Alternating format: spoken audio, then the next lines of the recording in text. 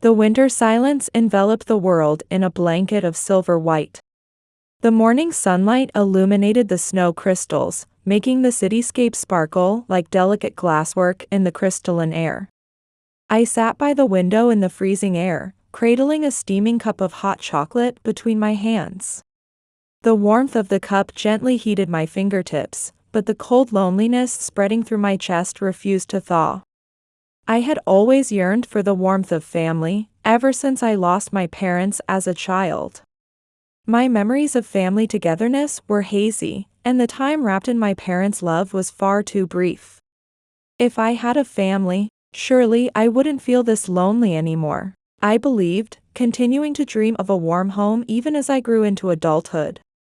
Then I married Daniel and gained his family. I thought, maybe now I can finally have a real family of my own. But 10 years into the marriage, I remained on the outside looking in. There was Margaret, my mother-in-law, Jason, my brother-in-law, and his wife, Sophia. From the beginning, my relationship with them was consistently cold. They never truly welcomed me as family, only giving me the title of a Daniel's wife, while never letting me step inside their inner circle. Still, I never gave up. No matter how coldly they treated me, I believed that with enough effort, I could someday become a real family to them. The only one who showed me any warmth was David, my father-in-law. He was the sole person in that house who treated me like true family. Even amid Margaret and Jason's cold stares, he alone would always smile kindly and show consideration for me. "Emily, you are family," I remember him saying one day. When I was hurt by Margaret's harsh words, he gently patted my shoulder and urged me to sit by the fireplace. "No matter what they say, I think of you as my daughter," he told me. Those words saved me more times than I can count. But from the day he passed away, the family's coldness became absolute. I opened Facebook, and there on the screen was a photo from the last Christmas, 6 years ago. There was David with Daniel, Margaret, Jason, and Sophia. David smiled peacefully in front of the large Christmas tree. When he was around, the house still held some warmth. Because he was here, I could believe I had a place to belong. But now that he was gone, where did that leave me? Was I just an unnecessary presence in this family? Just then, my phone vibrated. "Emily, everyone's staying home because of the ice storm. Christmas dinner is cancelled. Stay safe," came the message from my mother-in-law Margaret. I felt a mix of disappointment and relief as I read her words, my heart conflicted like the winter storm itself. Of course, the weather was unpredictable this time of year, and winter storms could be treacherous. I understood that all too well in this northern city where ice could turn roads into glass. With a small sigh that held both regret and acceptance, I set my phone down on the coffee table, watching as another sheet of ice painted itself across my window. Little did I know that this seemingly innocent message would become the catalyst that would completely transform my life, shattering everything I thought I knew about family and trust. That simple text message, disguised as concern for safety, would prove to be the first crack in a facade I had believed in for far too long. My name was Emily, and at 32, I ran my own small business in the heart of our bustling suburban community. Until last Christmas, I had always felt like an outsider in this family, a quiet shadow among the vibrant personalities of my in-laws. While I focused on building my career, Daniel's family was a tight-knit circle that seemed to orbit around constant gatherings and celebrations. Margaret, my mother-in-law, along with Jason, my brother-in-law, and his wife Sophia, always commanded the spotlight at these family functions. They were the life of every party, beloved by all the relatives, their laughter and stories filling every room they entered. I could feel their sideways glances, marking me as someone who didn't quite fit into their perfectly choreographed family dance. "She hardly speaks," that one, I'd overheard Margaret say more than once, her voice dripping with disapproval. "There's something cold about her," Sophia would add, not bothering to lower her voice as I passed by. I tried to convince myself that these whispers shouldn't matter, that I was doing my best to be a good daughter-in-law. Even if I couldn't seamlessly blend into their world of constant socializing, surely they would accept me as family. After all, that's what family was supposed to do, wasn't it? These thoughts swirled through my mind as Christmas arrived, and I had planned to spend it quietly with Daniel. But that afternoon, everything changed when Daniel suddenly began putting on his coat with unusual haste. "Where are you going?" I asked, watching him fumble with his scarf. "Jason's having car trouble," he replied, already heading for the door. "I'm just going to check on him." Now. Is everything all right? I couldn't hide the concern in my voice. "It's probably nothing serious," Daniel assured me with that casual wave of his that I'd come to know so well. "I'll be back soon." With those words hanging in the air like morning frost, he left our home. But he never came back that day, leaving me alone with my cooling cup of tea and the sound of silence echoing through our empty house. With Christmas dinner canceled and Daniel away, I settled into our quiet living room, determined to make the best of my solitary holiday with hot chocolate and classic Christmas movies. But as the clock struck 5, my casual scrolling through social media suddenly turned my world upside down. My breath caught in my throat as Jason's newest Facebook post appeared on my screen. "Best family Christmas ever. So blessed to be together," his caption read beneath the photo. The image showed an elaborate Christmas dinner at Margaret's house, with a long dining table laden with turkey, Christmas cake, and all the trimmings. There they all were, Margaret, Jason, and Sophia, various relatives, all raising their glasses in a toast, and there, among them, was my husband Daniel. I stared at the screen in disbelief, my mind refusing to process what I was seeing. "What is this?" I whispered to my empty living room. Through my window, there wasn't an ice storm in sight. A lie. My voice trembled as I scrolled through more photos. There was Jason carving the turkey, Margaret arranging her famous Christmas cookies, nieces and nephews tearing open presents with delight. It was a perfect family Christmas, of perfect except for my deliberate exclusion from it all. A wave of nausea washed over me as the truth became crystal clear. Margaret's warning about the cancelled Christmas dinner was nothing but a carefully crafted lie. They had fabricated an excuse simply to keep me away. Suddenly, memories of past events began clicking into place like pieces of a cruel puzzle. What about all those other gatherings? I wondered aloud. How many times had I accepted their excuses about bad weather or everyone having to cancel? How many family events had taken place without me? How long had they been treating me as an outsider while pretending I was family? My fingers trembled as I gripped my phone, finally facing the cold, hard truth. I had never been truly wanted in this family, not from the very beginning. How long had they been planning to exclude me, putting on a show of caring while systematically pushing me away? The more I thought about it, the more chills ran through my entire body. The next morning, my phone rang, and Margaret's name flashed across the screen. "Emily, did you have a nice, quiet Christmas?" Her voice dripped with false sweetness. "We missed having you there," she added, and I couldn't believe what I was hearing. Missed me? Really? The audacity of her lies made my blood run cold. I remembered that seemingly perfect Christmas dinner I'd just seen on Facebook, and my hands trembled so violently they clenched into fists. Here they were, excluding me, and then acting as if nothing had happened.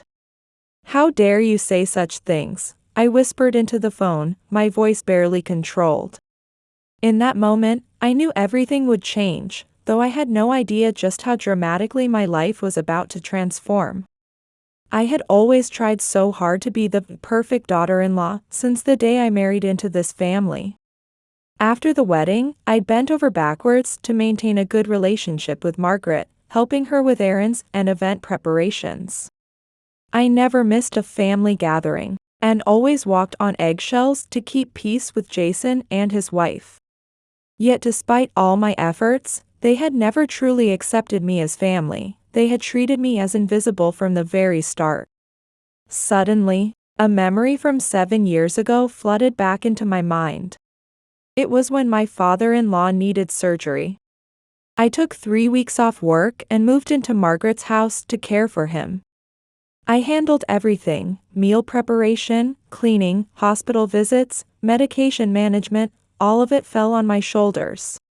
During that time, Sophia, my sister-in-law, never once came to help. Jason and Daniel were equally absent, always claiming they were too busy with work to come home. The only time Sophia showed her face was for a 1-hour visit to David's hospital room. She took a photo with him and immediately posted it on Facebook. Praying for Dad's recovery. Family support is everything, she wrote beneath the picture. Margaret had tears in her eyes when she saw that post and said, "Sophia is such a wonderful daughter-in-law." I felt something crumble inside me at those words. Sophia was praised as a supportive daughter-in-law for taking one photo, while my 3 weeks of constant care went completely unnoticed. But it got worse. Later, I overheard Margaret talking to relatives about that time. Sophia was absolutely amazing, rushing to his side despite her busy schedule, she gushed. Emily? Well, I suppose she did the bare minimum. The word minimum echoed in my head like a cruel joke. I had spent every waking moment for 3 weeks caring for David, managing his medications, preparing meals, and keeping the house running smoothly. Yet Sophia, who had shown up for a mere hour-long photo opportunity, was painted as the ideal daughter-in-law, while my dedication was dismissed as barely adequate. At family gatherings, the pattern continued with painful predictability. While Sophia was praised as a free spirit for her yoga retreats and exotic travels, my contributions were met with patronizing comments like, "Emily needs to lighten up," or, "You should try to enjoy life more." My professional achievements and hard work were dismissed as tedious stories not worth hearing. Even at last month's Thanksgiving, after I had spent countless hours in the kitchen with Margaret preparing everything from turkey to desserts, she had publicly credited Sophia for all the work. "Sophia did everything.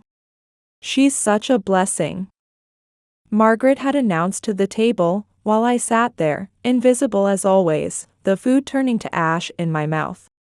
When Sophia declared she would host Christmas, her swift rejection of my offer to help should have been a warning sign. "Oh no. I want everything to be perfect. I'll handle it all," she had said with that saccharine smile of hers. I had foolishly felt relieved at being excused from the work, not recognizing it as another step in my systematic exclusion from the family. For years, I had clung to the fantasy that if I just tried harder, if I just gave more of myself, they would finally accept me as true family. But now, hearing Margaret's falsely bright voice asking if I'd had a nice, quiet Christmas, my stomach twisted with the bitter recognition of just how deep their deception ran. I gripped my phone tightly, staring at the still-open Facebook post, showing their perfect family Christmas dinner, a dinner where there was no place set for me. Really? But on Facebook, everyone looks like they're having such a wonderful time at Sophia's house, I said, my voice steady despite the trembling in my hands. Margaret's voice stopped dead on the other end of the line, her silence more telling than any words could have been. I didn't need to see her face to picture her expression, that familiar look when a lie has been exposed. But she recovered quickly, scrambling to craft an excuse. "Oh, well, Sophia suddenly invited everyone over," she stammered. "It was all very last minute, there wasn't time to call you." "Then why was Daniel there?" I asked pointedly. I heard Margaret's sharp intake of breath on the other end of the line. She hesitated for a moment before sighing with barely concealed irritation. You know, Emily, you're just so quiet at gatherings. It makes everyone a bit uncomfortable, she said. Sophia wanted everyone to be able to relax and enjoy themselves without. Well, my mind went blank at her words, but they confirmed everything. This was their true feelings laid bare. Emily ruins the atmosphere. Emily doesn't fit into the family circle. They had actually convinced themselves these were legitimate reasons to exclude me. This wasn't a coincidence. They had deliberately pushed me out of the family circle. So what you're saying is that lying to me and making me spend Christmas alone was more convenient for everyone. My voice shook with barely controlled anger. I heard Margaret's exasperated sigh through the phone. Don't be so dramatic, Emily, she said dismissively. We just didn't want things to be awkward. Sophia wanted this Christmas to be perfect, and well. In that moment, everything became crystal clear. All those times I'd heard, it's cancelled, the weather's too bad, everyone's staying home, I'd believed every excuse. Each time, I'd accepted it as unavoidable. But now I understood, this wasn't a one-time occurrence. This was their pattern all along. How many times? I asked, my voice hoarse with emotion. How many times have you lied to me and excluded me from family gatherings? The silence on Margaret's end of the line spoke volumes before her voice turned icy cold. Emily, you're just so neurotic, she said with a sigh of disdain. This is exactly why we didn't invite you. Why? Because I'm asking an honest question? Because you make everything so difficult, you're just not a good fit for family gatherings. Her words hit me like a physical blow, draining all strength from my body. Is that really your only reason for excluding me? I pressed on. You never make an effort to be part of the family, she continued, her voice growing harder. Sophia always makes an effort to connect with everyone, while you're always too busy with work. A bitter laugh escaped my lips. Work? You mean helping Daniel pay your mortgage? Taking care of David after his surgery when no one else would? I heard Margaret's sharp intake of breath, but I no longer cared what she thought. My voice trembled with a mix of anger and grief I couldn't contain. Emily, that's quite enough, she cut in coldly. Perhaps we should take some distance until you can be more reasonable. Call me when you're capable of having a rational conversation. The line went dead. I sat there, staring at my phone, as years of memories crashed over me like waves. All those missed invitations, the events I was too busy for, the constant comments about how my quietness ruined the family atmosphere, none of it had been accidental. It had all been deliberate, calculated, cruel. I felt something break inside me, with an almost audible crack. At that moment, something inside me shattered completely. Enough, I whispered, rising to open my laptop with newfound determination. With trembling fingers, I began composing an email address to everyone who had attended that Christmas dinner: Margaret, Jason and Sophia, Daniel, and all the relatives. Each keystroke resonated with years of suppressed anger and disappointment. I've seen the Christmas dinner photos, every single one of them, I wrote, my words sharp as icicles. How interesting, that while you told me everything was cancelled due to an ice storm, you were all celebrating together. This wasn't a coincidence or a simple oversight, you deliberately excluded me. I attached screenshots of Margaret's safety concerns message alongside the Facebook photos of their lavish dinner as irrefutable evidence of their deception. This was my line in the sand, my point of no return. I understand exactly what you've done, I continued, my words gaining strength. You didn't just exclude me from a family gathering, you orchestrated an elaborate lie to ensure I'd spend Christmas alone. I placed Margaret's "everyone's staying home" message directly next to their festive dinner photos, the contrast stark and damning. The intentional nature of their deception was undeniable. I added one final line, "Is this what family means to you?" Without hesitation, I hit send. The responses came flooding in with surprising speed. "Oh my, did we forget to tell you about the change of plans?" Aunt Marie's saccharine reply came first. "Aren't you being a bit dramatic about this?" Uncle Robert chimed in dismissively. "Stop stirring up trouble," Jason snapped, before hastily deleting all his Christmas photos from Facebook. "Emily, why are you making such a fuss? Are you trying to ruin our family dynamics?" he messaged me privately. But it was Sophia's response that truly astounded me with its audacity. "Maybe if you made more of an effort to be involved in family events." She began. "I just wanted a perfect Christmas, and this decision was made to avoid any complications. Besides, you never seem to enjoy family gatherings anyway. We were actually thinking of you." "Thinking of me?" I gripped my phone so tightly my knuckles turned white.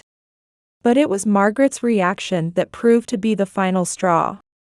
Instead of apologizing, Margaret launched a full-scale campaign to paint me as the villain. "Emily's having some kind of hysterical breakdown," she announced to the family. She called every relative and mutual friend, spreading her poison. "Emily's being overly dramatic again, and she's having another one of her nervous episodes." Then came Daniel's message, "Emily, why are you causing such a scene? Mom's crying." In that moment, I realized they had never cared about how deeply they had hurt me. Margaret's character assassination campaign intensified as she continued calling everyone we knew. "Emily's becoming emotionally unstable," she whispered into phones across town. "She's making such a fuss over nothing, causing problems for everyone." Jason's harsh email arrived next. "Emily, have some respect for family privacy. Aren't you ashamed of airing our problems like this?" I clutched my phone tighter. Who should really be ashamed here? "Just stop this," Daniel messaged next. "Mom's crying, everyone's upset. Emily, if you'd just given a little, this could all blow over."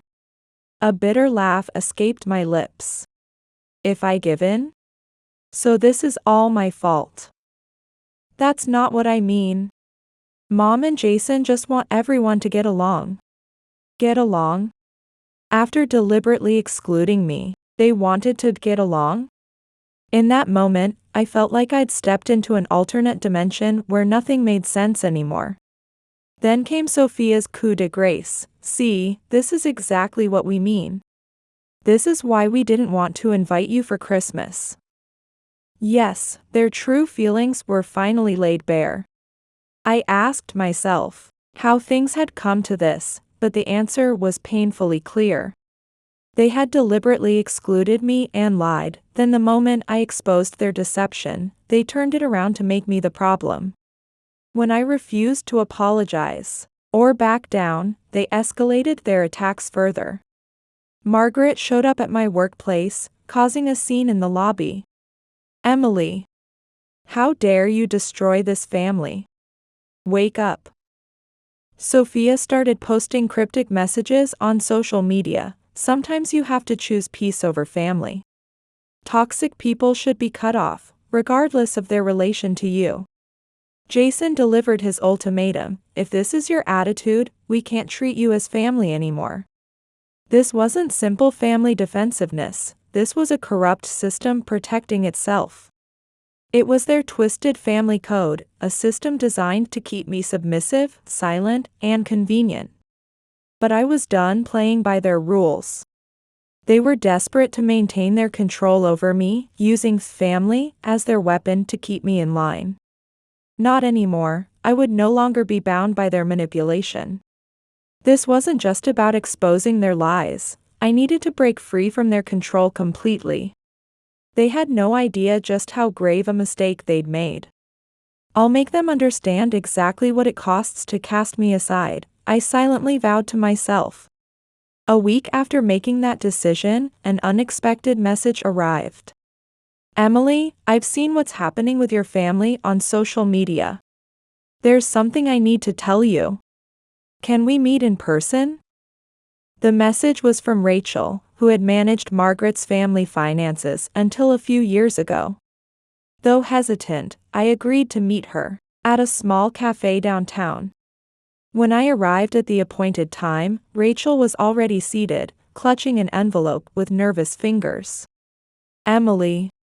I've been carrying this guilt for so long, she said, sliding the envelope across the table. Margaret swore me to secrecy, but after seeing your situation now, I can't stay quiet anymore. With trembling hands, I opened the envelope. Inside were bank statements and legal documents, packed tightly together. The moment I saw what was written there, my breath caught in my throat. My hands shook as I leafed through the papers. What was this? Following the dates on the documents, they went back 5 years. Rachel began her explanation quietly. Your father-in-law, he left an inheritance for you and Daniel. I gasped at her words. He was especially grateful for how devotedly you cared for him, Rachel continued softly.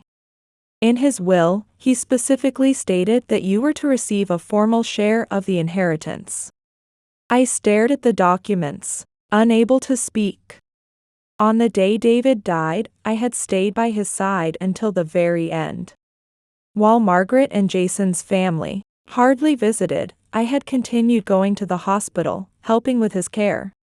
David had thanked me so many times then, but I never imagined he had acknowledged my dedication in such a concrete way. Look at this amount, Rachel pointed to the bank statement. You should have received $200,000. My mind went completely blank. $200,000? Such a large sum had been left for me? But I had never heard a word about it. But I never received anything, I managed to say. Rachel exhaled quietly. Yes. Margaret had control of all the money that should have gone to you. And she transferred the entire amount to Jason under the pretext of family needs. I couldn't believe what I was hearing. Daniel and I had struggled financially since our marriage, carefully budgeting every penny for our mortgage, living expenses, and savings. Yet Margaret had withheld my inheritance and funneled it all to Jason? But there's more, Rachel pulled out another document. The inheritance included a house for you and Daniel's future. But Margaret sold it, claiming it was too difficult to manage. So you're saying they stole my entire inheritance? I asked, my voice barely a whisper. Rachel nodded solemnly. They never intended to give you anything from the start. Something shattered inside me at that moment. I turned the pages with trembling hands, still unable to fully process what I was reading. Margaret had knowingly hoarded the inheritance while watching me struggle financially. Even worse, they had kept their grip on my rightful property while I helped them with their own mortgage and expenses. That wasn't all. As I examined the statements more closely, I noticed regular transfers to Jason's account. Purpose of transfer, business investment, the entries read. My inheritance had been used to fund Jason's business ventures? What is this? I stared at Rachel. That's part of your inheritance, she replied grimly. Margaret was diverting it to Jason's business under the pretense of securing the family's future. The room seemed to spin around me. While Margaret had been pressuring me to support the family, she had been secretly using my money to support Jason. All those years I'd worked and saved, contributing more than my share to the family, while behind my back, they had been stealing and exploiting what was rightfully mine. But why tell me this now? I finally managed to ask Rachel. Rachel's expression darkened. I saw Margaret's social media posts calling you an unstable and ungrateful daughter-in-law. She's trying to paint you as the troublemaker to everyone around you. Can you guess why?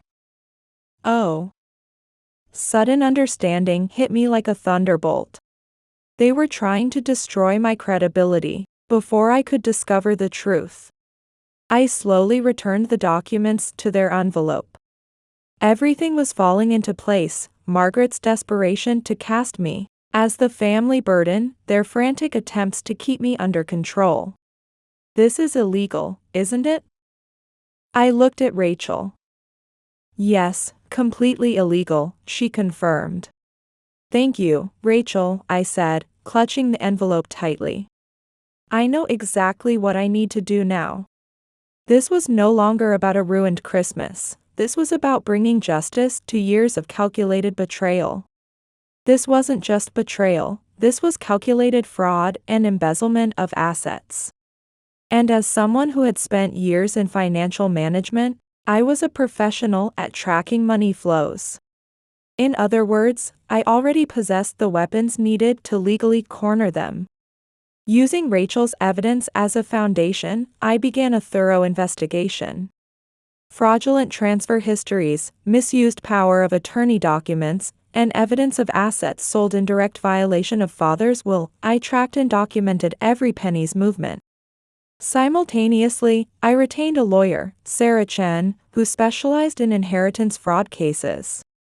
When I showed her the documents, she let out a knowing sigh. This is a clear case of financial exploitation, she said gravely.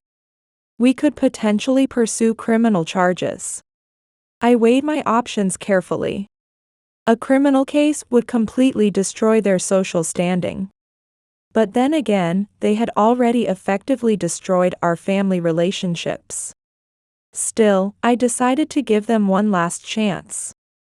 I want to meet to resolve our family issues, I wrote in an email.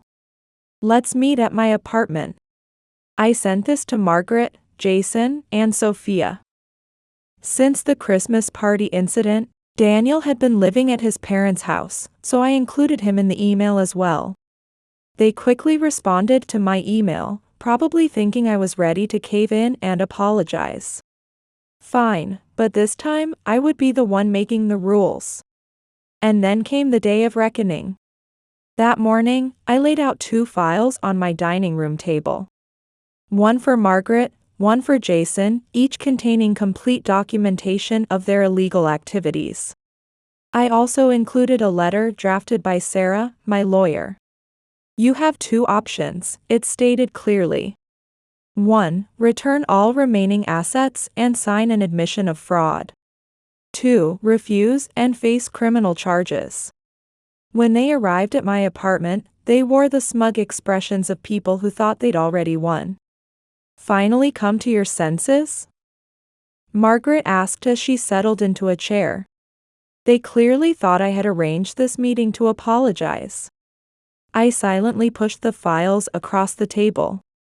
Read these first, I said quietly. The moment they opened the files, their expressions transformed. Margaret's face turned ashen, Jason's hands began to shake, and Daniel sat in stunned silence, staring at the documents.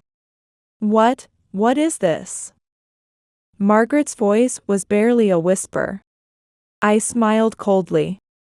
This is my formal demand for the return of my money, I replied.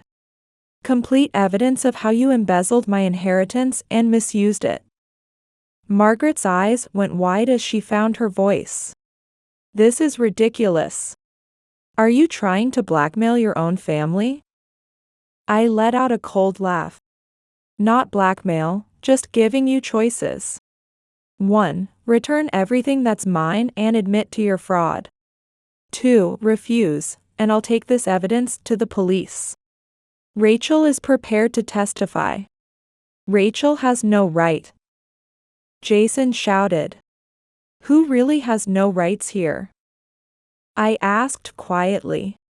You've embezzled my inheritance for years while watching me struggle financially, I said, my voice steady but filled with controlled anger. You forged power of attorney documents to sell my assets and fund Jason's business ventures. At that moment, Sophia broke down in tears. I didn't know. My parents told me we were just using savings, she sobbed. I fixed her with an unwavering stare. Don't lie, I said coldly. Look at these transfer records. The money went directly into your account. Sophia knew everything all along. Margaret tried to regain control of the situation. Emily, think about what this will do to the family, she pleaded. What will happen to us if this becomes public? I met her gaze steadily. Perhaps you should have considered that before stealing hundreds of thousands of dollars from me? I pointed to the clock on the wall. You have 48 hours. Either return the money and apologize, or face a police investigation. They were in complete panic mode. Margaret dissolved into tears, Jason shouted, and Daniel stood frozen, unable to speak. Finally, they left without another word. Within hours, the family group chat exploded.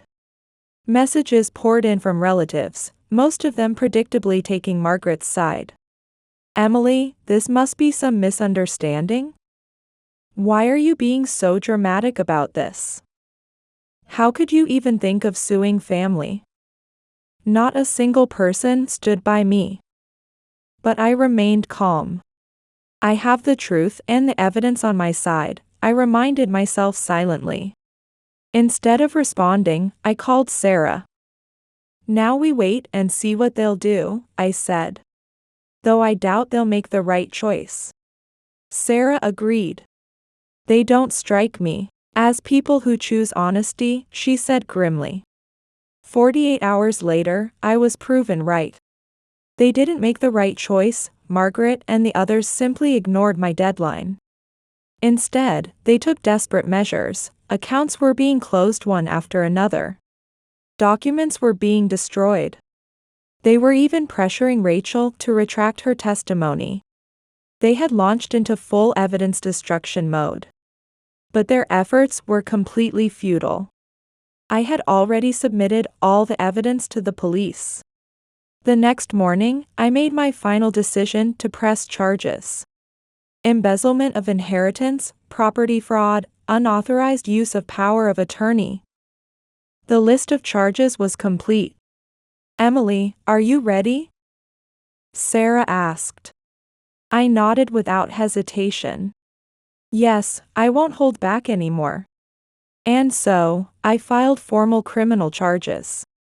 That afternoon, squad cars pulled up in front of Margaret's house. Officers with search warrants entered her home. Margaret Wilson, Jason Wilson, we're investigating you on charges of property fraud and embezzlement, they announced. I watched the scene unfold from my office window. Finally, I'm free from their control, I thought to myself. At last, I had broken free.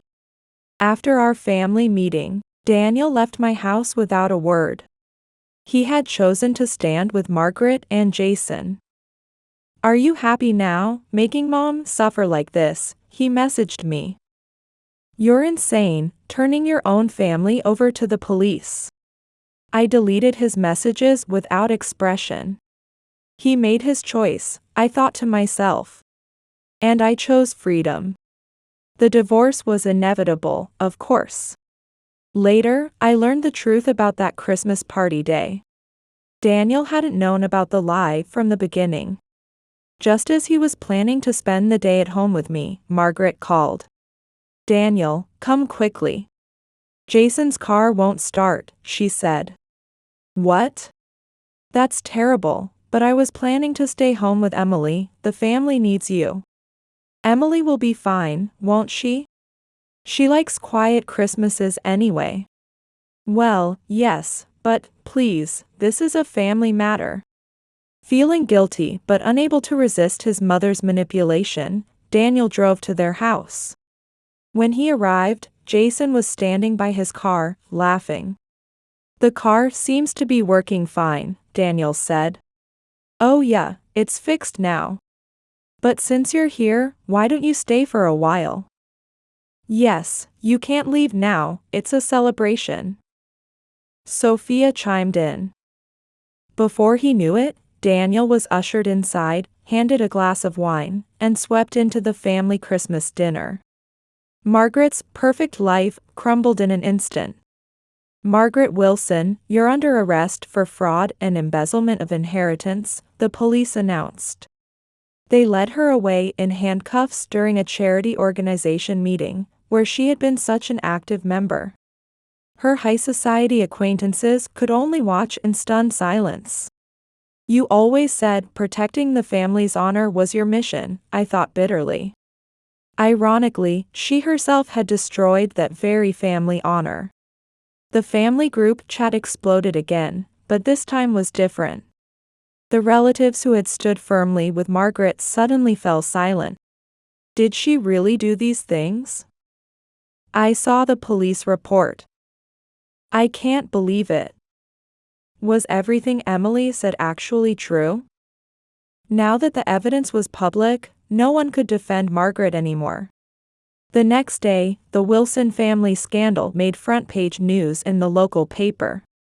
Prestigious Wilson family's downfall, inheritance fraud hidden behind philanthropist's facade, the true face of the Wilson family revealed after years of maintaining perfect family image, the ideal family image Margaret had carefully cultivated for years shattered in a single day.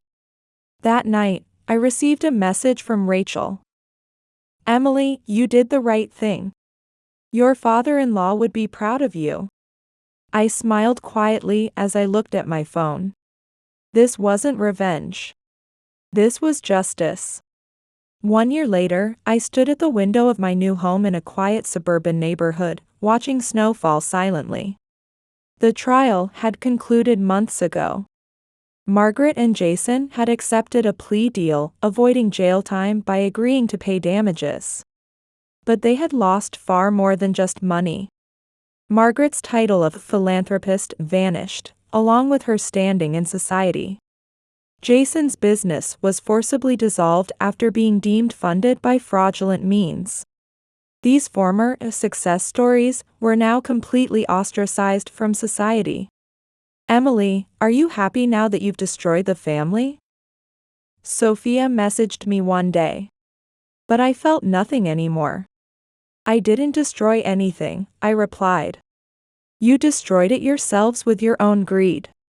I suddenly realized something profound. I hadn't lost a family, I had gained my freedom. I can build a new family with people who truly care, I thought to myself. I was now surrounded by friends who accepted me for who I really was, people who valued honesty over appearances and social status. At last, I could live my life authentically. "Hey, Emily, how about some hot chocolate?" my best friend called out. I nodded with a smile, feeling truly at peace. This was the beginning of my new life. I was walking a different path now. At work, I had colleagues who valued my integrity and dedication. I was surrounded by friends who offered genuine connections, not just superficial relationships. Even some distant relatives who had kept their distance before started reaching out. "Emily, we're so sorry," they would say. "We were wrong all along." They regretted not believing me in the past, but I refused to dwell on what had been. I live for the future now, I told myself. Last week, Rachel came to visit me. We sat in a cafe, enjoying coffee and catching up. Then she placed a small album in front of me. "I found this while cleaning my office," she said softly. I gently opened it, and there it was, a photo of David and me fishing together. My throat tightened with emotion as I looked at his gentle smile. He was teaching me how to fish, saying something I could no longer remember. What mattered was that we were laughing together. "He always said you were strong," Rachel said gently. "He knew the family was mistreating you. But he believed you would overcome it all." As I touched the album, I remembered his kind smile. He had tried to protect my future through that inheritance. Though the money never reached me, his final gift was worth far more. It was the courage to stand up for myself. It was the freedom to be truly independent. Sometimes liberation is worth more than revenge, I thought. Looking at David's photo, I smiled quietly. After all, I had won my freedom.